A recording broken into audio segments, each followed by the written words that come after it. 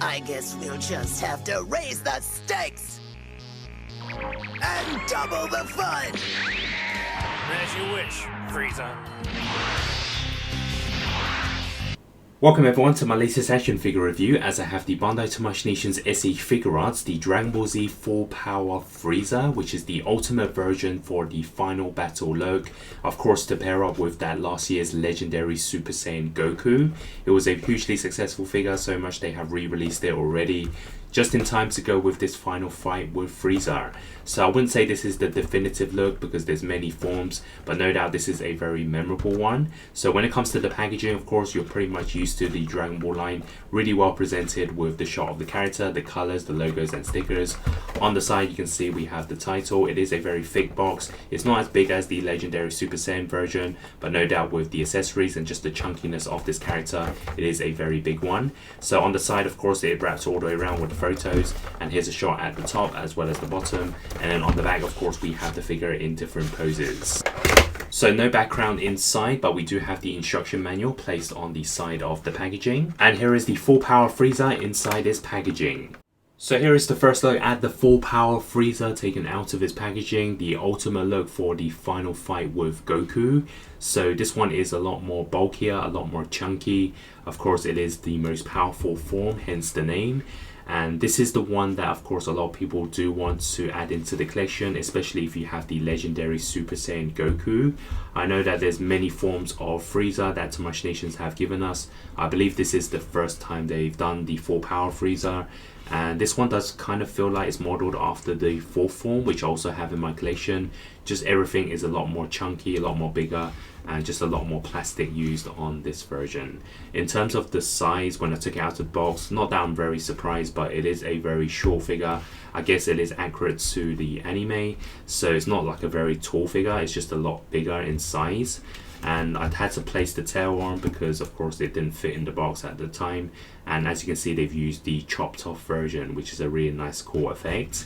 And everything about this in terms of the paint, the colors, I do like it. The expression, of course, kind of expected, kind of like the previous Freezers they've done. And just this one just feels like something that can really compete with the legendary Super Saiyan Goku. So the previous one I have is the fourth form Frieza. You can see in terms of the size, just everything is kind of just made larger, I guess. Of course, there are differences in terms of the paint with the purples, and even the texture on the white. You can see the veins on the arms as well as the chest. So this one is like a very more menacing, powerful version. And of course, as I mentioned, this is probably the one to get if you want to pair it with the legendary Super Saiyan Goku, as these two can now finally compete together in a display. So height wise, you can see that it's still very short in comparison, but no doubt in terms of muscular and size, it is probably bigger than the Goku version.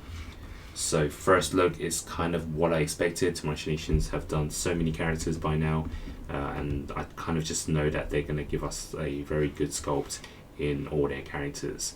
So first impressions, I would say that no doubt it's not too surprising what they've given us, and I am impressed by the first look.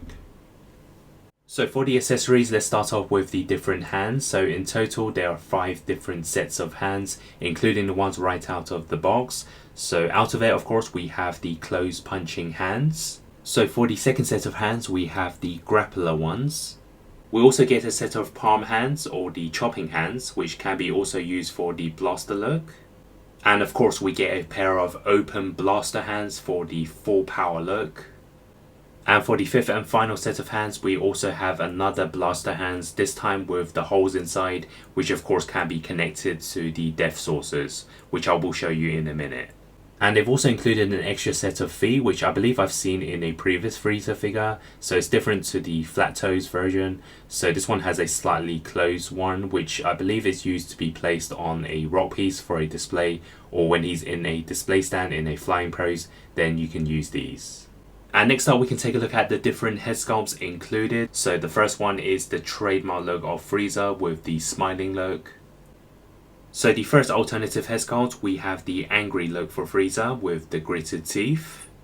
For the third head sculpt, we also get another angry look for Frieza, but this one is more like a concerned look, or when he's losing the battle. And for the final head sculpt, we have the full-on angry face with the mouth open, and this can be also used to pair up with his weapon. So the main weapons included for Frieza, of course, is his death saucers, which was a very iconic moment when he generates this power. So these are two basic pieces, kind of large ones in a pink purplish color. It does kind of have a translucent look to them. So on one side, of course, we have the two plastic pieces which go into the hands. These do kind of remind me of the ones included for Krillin, so maybe it's modeled after it. Of course, in terms of size, it's a lot bigger. So here is one of the death saucers connected on. And here are both of them placed on for the full power look. And as a bonus, they've included an alternative faceplate for Goku, and this one looks like it's jumped straight from the anime. I do like this look. Of course, it is a beaten up look, and I'm not sure if they've done this previously in any of the old Goku figures, but no doubt this is great to pair up with this Frieza. And now we can take a look at the articulation, so the movement of the character, starting off with the head sculpt. So it can shift left and right, no problem. 360 spin if you want, and we can also turn it left and right as well. And then downwards motion is quite a lot, which I do like. And then upwards motion as well. And then in terms of the neck, it is a separate piece from the body, so there is slight movement there. And then for the arms, you can see it's very muscular, very chunky, but it doesn't actually have any hinder in terms of the movement. It can go side to side, of course, forwards, upwards, backwards, and this is how far back it can go. And then inwards motion, which is also very important for these characters. It does go quite in, so I do like that. And of course we have the bicep swivel, and we also have the arm bend. And normally, of course, thinner figures or smaller ones, it's actually a lot harder to kind of move them. But when it's such a muscular and chunky figure, I actually feel that the articulation is a lot better. So hands, no problem. Of course, we have the hinge as well. And then for the body, so the top half is a lot more muscular. So you can see that it does have a good turn side to side as well. And then downwards motion slightly, and then upwards as well. For the waist, when you move it backwards, it's okay. But then moving it side to side, you can kind of see the gap there. So it's probably not the best to do that. But it does have an ab crunch. And then moving it backwards again, it kind of creates a kind of gap in the middle. And then also for the tail, there is good rotation, and we can also move it upwards, downwards as well. So I do like that. And then for the legs, they kick forwards and they also go side to side. There's rotation around it as well, and also the knee bend. And then for the foot, as expected, there is rotation. There's also a hinge downwards, upwards, and side to side.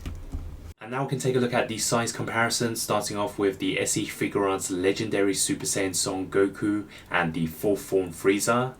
And next to some more SE Figuarts Gokus with the Saiyan raised on Earth, as well as the full power versions. And here it is next to an SE Figuarts Vegeta and Trunks. And here it is next to the SE Figuarts One Piece Romance Dawn line with Luffy and Nami. And here it is next to some Jada Toys Street Fighter 2 characters with Ryu and Ken. So now for my final thoughts on the SE Figuarts Full Power Frieza. If you're a completionist, this is a no-brainer, as it's the ultimate look for the final battle of Frieza. Especially if you have the legendary Super Saiyan Son Goku. I think in a lot of people's eyes, this is going to be the definitive one. At the same time, I do understand a lot of collectors have probably got a few Friezas in their collection. And is there a need to really dive into another one? Maybe for budget reasons, this being another exclusive. But at the same time, I feel that this is probably the final one you need in your jigsaw to complete the Namek saga. So I'm going to give this an 8 out of 10. It is probably the ultimate Frieza really, with the different head sculpts, different hands, as well as the death saucers. So it's going to look really unique in your display. Really, it's just the budget if you want to hold back on this. If you enjoyed this video, of course, be sure to also check out my legendary Super Saiyan Son Goku review if you haven't already, as well as stay tuned to more SH Figuarts reviews. Thanks for watching.